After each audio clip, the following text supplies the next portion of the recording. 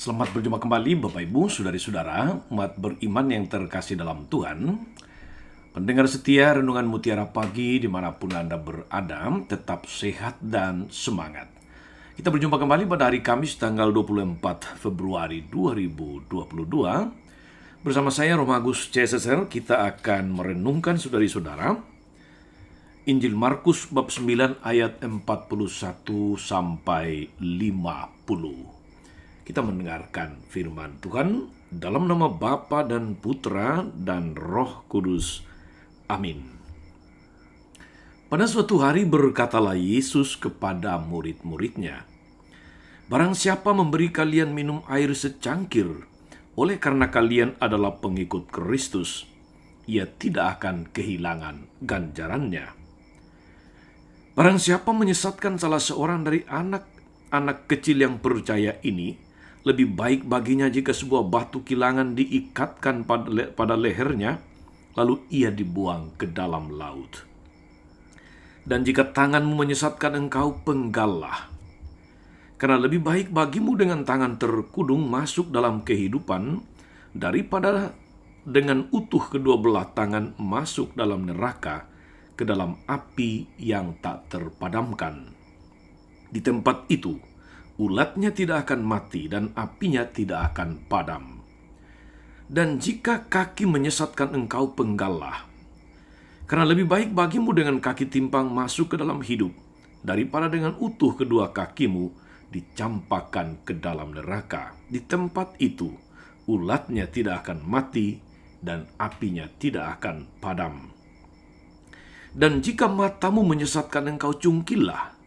Karena lebih baik bagimu masuk ke dalam kerajaan Allah dengan bermata satu, daripada dengan bermata dua dicampakkan ke dalam neraka, di mana ulat-ulat bangkai tidak mati dan api tidak pernah padam. Sebab setiap orang akan digarami dengan api. Garam itu memang baik, tapi jika garam menjadi hambar, dengan apa kalian akan mengasinkannya? Hendaknya kalian selalu mempunyai garam dalam dirimu, dan selalu hidup berdamai seorang dengan yang lain." Demikianlah sabda Tuhan. Bapak Ibu, saudari-saudara, umat beriman yang diberkati oleh Tuhan kita Yesus Kristus. Dalam Injil hari ini disinggung tiga bagian atau tiga anggota tubuh kita, mulai dari mata, tangan, kaki. Tapi tentu bukan hanya itu yang dimaksudkan. Yang jelas bahwa seluruh tubuh kita seharusnya menjadi sarana bagi Tuhan untuk memuliakan namanya, untuk menyelamatkan umatnya, untuk mengabdi Tuhan. Saudari-saudara, kalau kita memperhatikan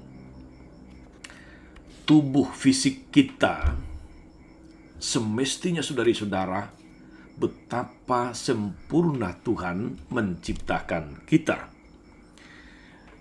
Kita perlu mengagumi karya cipta Tuhan atas diri kita yang luar biasa.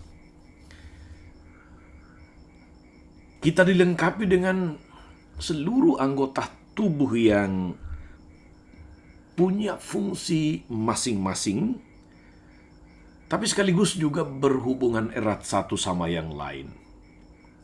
Mata yang baik, saudari-saudara, tentu memungkinkan kaki melangkah secara pasti. Telinga yang baik membuat mulut tidak salah menanggapi pembicaraan orang lain, dan lain sebagainya. Fungsi anggota tubuh yang begitu luhur membuat kita, saudari-saudara, sangat menghargai dan memperhatikannya agar tidak sampai rusak. Bayangkan, saudari-saudara, kalau ada kaki yang katakanlah lumpuh atau cacat, tangan yang terpotong atau katakanlah diamputasi, mata yang buta atau mata yang karena satu dan lain hal kemudian mengalami cedera sehingga tidak bisa melihat lagi. Atau telinga yang menjadi tuli, betapa saudari-saudara akan mengganggu seluruh bangunan tubuh yang baik ini. Setiap orang saudari-saudara tentu berusaha untuk menjaga agar anggota tubuhnya berfungsi secara baik, berfungsi secara normal. Maka sangat mengagetkan ketika Yesus misalnya dalam perikop Injil hari ini, di depan banyak orang Yesus dengan gamblang berbicara tentang 3 anggota tubuh tadi dengan penegasan, dengan penekanan bahwa lebih baik membuang anggota tubuh yang disalahgunakan daripada dengan sempurna anggota tubuh itu membawamu ke neraka, membinasakanmu. Sungguh sebuah sabda atau firman yang keras, tapi tentu di balik itu ada pesan yang sangat penting untuk kita manusia, saudari-saudara. Sebenarnya Yesus mau mengatakan bahwa setiap orang semestinya bersyukur karena Tuhan menciptakan dirinya lengkap, sempurna adanya. Kesempurnaan itu dimaksudkan agar setiap orang menggunakannya secara baik dan bertanggung jawab tentu saja sesuai dengan kehendak Tuhan. Saudari-saudara pendengar Renungan Mutiara Pagi yang terkasih, persoalan kemudian muncul ketika seseorang atau ketika kita menyalahgunakan apa yang diberikan Tuhan, apa yang diciptakan Tuhan, baik adanya itu. Makanya Yesus langsung mencontohkan dengan sangat jelas, jika tanganmu menyebabkan engkau berbuat dosa, penggallah, potong. Daripada dengan tangan yang normal, engkau binasa di dalam neraka. Jika kakimu menyebabkan engkau berbuat dosa, jika kakimu menyesatkan engkau, potonglah, penggallah. Sungguh keras, tetapi sekali lagi ada pesan penting di balik itu. Jika matamu menyebabkan engkau berbuat dosa, cungkillah. Sungguh keras sekali lagi saudari-saudara. Tetapi yang dimaksudkan Yesus adalah bahwa setiap orang perlu menjaga dengan baik apa yang dianugerahkan oleh Tuhan. Setiap orang harus memanfaatkan, menggunakan seluruh fungsi tubuhnya, bagian-bagian tubuhnya dengan baik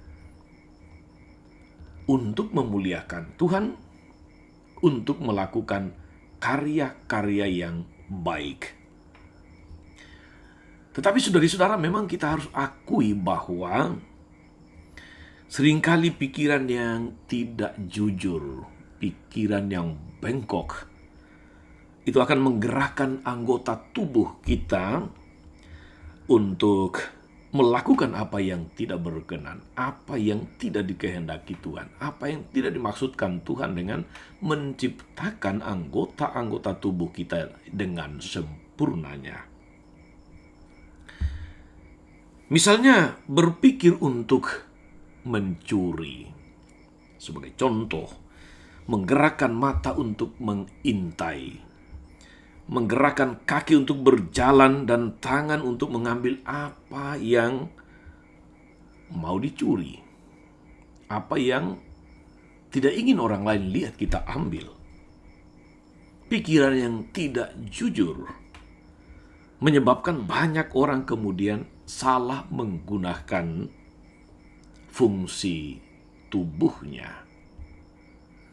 Mari saudara-saudari, setelah mendengarkan, merenungkan firman Tuhan hari ini, kita introspeksi diri. Sejauh mana kita telah menggunakan tangan kita untuk melakukan karya-karya yang baik? Sejauh mana kita menggunakan kaki kita untuk mengantar kita melakukan karya-karya kasih, karya-karya kebaikan, dan tidak menuntun kita kepada jalan yang salah. Sejauh mana kita telah menggunakan mata kita untuk memandang setiap orang penuh kasih dan menghindari untuk melalui mata kita mengintai, memata-matai orang lain, mematai-matai dan mencari kesempatan untuk melakukan sesuatu yang tidak dikehendaki Tuhan. Semoga saudari-saudara, seluruh diri kita, seluruh hidup kita, seluruh yang diciptakan baik oleh Tuhan, kita gunakan, kita manfaatkan untuk memuliakan namanya dan untuk melakukan karya-karya baik di tengah dunia. Tetap sehat, tetap semangat saudari-saudara. Tuhan Yesus memberkatimu. Maria Bunda selalu menolong, setia mendoakan kita semua. Amin.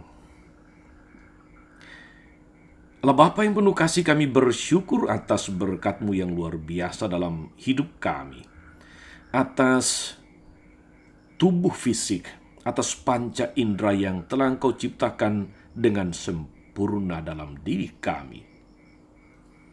Semuanya Engkau maksudkan agar kami memanfaatkannya, menggunakannya untuk melakukan karya-karya baik, untuk memuliakan nama-Mu yang kudus. Namun seringkali kami menyalahgunakan, kami menyalahfungsikan anggota-anggota tubuh yang telah Engkau ciptakan baik itu. Gerakkanlah kami agar kami sepanjang waktu, khususnya sepanjang hari ini, dengan tangan, dengan kaki, dengan mata, dengan mulut, dengan telinga, kami melakukan hal-hal yang baik, hal-hal yang memuliakan nama-Mu yang kudus. Ingatlah dengan penuh kasih ya Bapa akan hamba-Mu Bu Karmin sekeluarga yang saat ini sedang melakukan isolasi mandiri, yang sedang berusaha untuk pulih dari paparan virus COVID-19. Semoga seluruh proses isolasi mandiri berjalan dengan baik dan Bu Karmin sekeluarga boleh segera pulih dan beraktivitas seperti sedia kala. Semua doa dan harapan ini Tuhan kami aturkan kepadamu dengan pengantaraan Yesus Kristus Tuhan dan Juru Selamat kami. Amin. Saudari-saudara sekalian, berkat Allah turun atas saudari-saudara, atas mereka yang kita doakan, atau kita janjikan doa mereka yang sakit dan menderita, segala rencana, karya dan pelayanan sepanjang hari ini, Bapa dan Putra dan Roh Kudus. Amin.